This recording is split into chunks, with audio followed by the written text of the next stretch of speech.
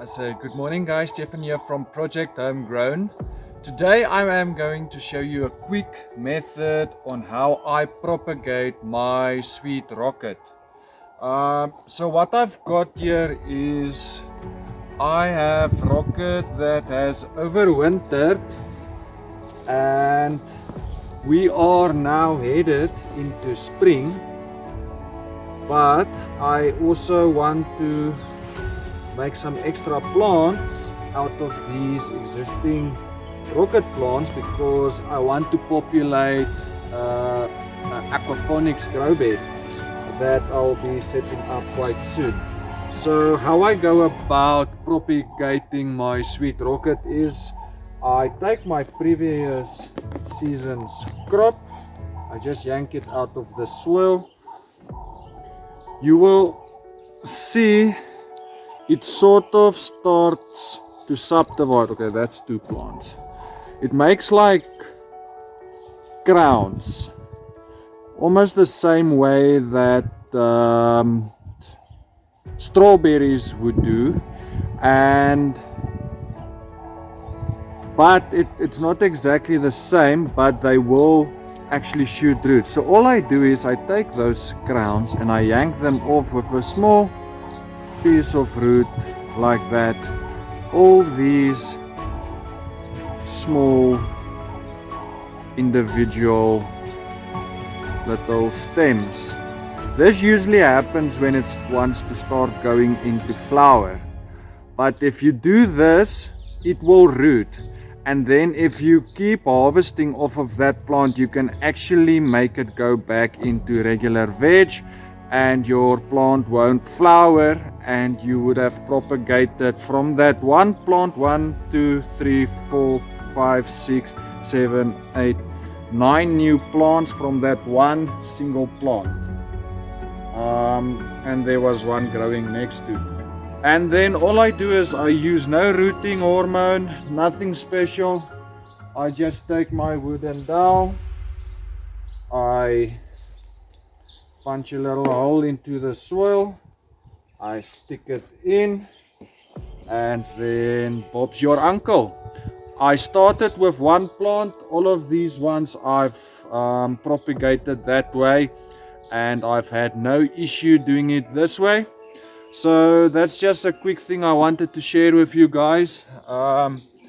If you find it helpful, please leave a like. If you didn't, please tell me why. And for the sake of all of this is experimental for me as well, and I enjoy doing things like that, so I'll be doing a lot of random stuff like this.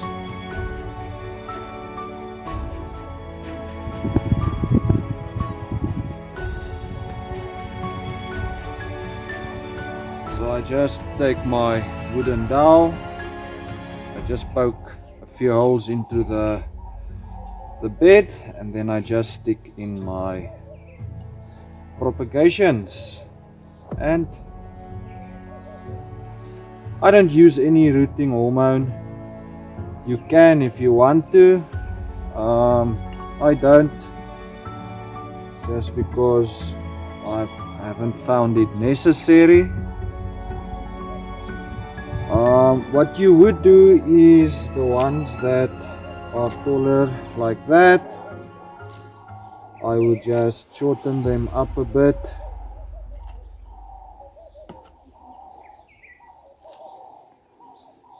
just to keep the heat stress away, as we are going to head into spring. And then we also have whatever we cut off that we're gonna either dry or use for fresh cooking. We'll see how much we have at the end.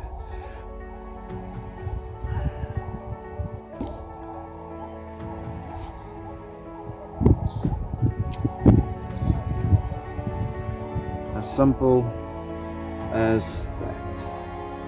It's probably easier to just cut off the excess before, then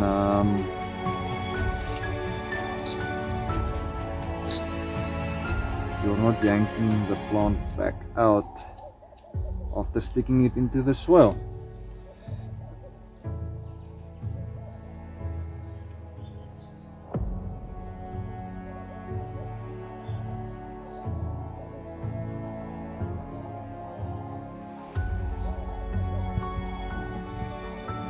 I actually have a very high success rate using this method.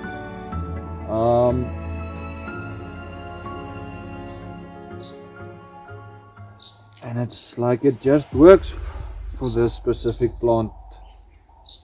You don't have to take any special measures to get it right. You don't have to do this. You can grow them from seed very easily. I just think it's faster this way, and you get more mature plants faster, but it grows so fast that it probably doesn't really matter. But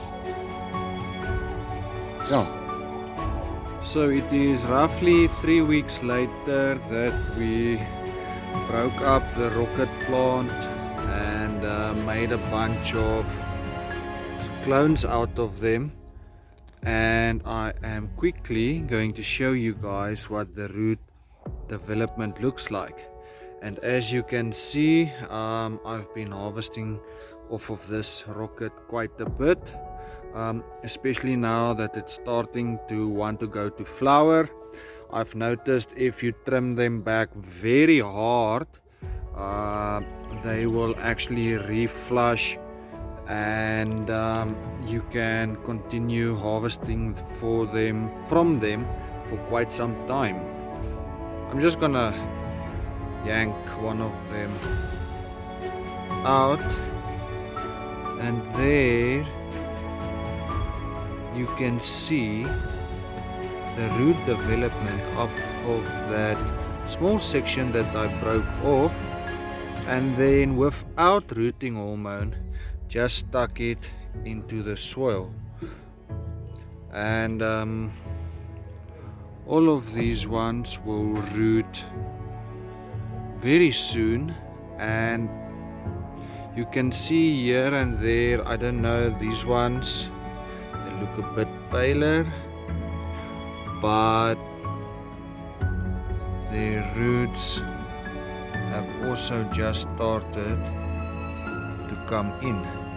So within the next 2 weeks these plants will be fully rooted, and then we can repeat that process another time.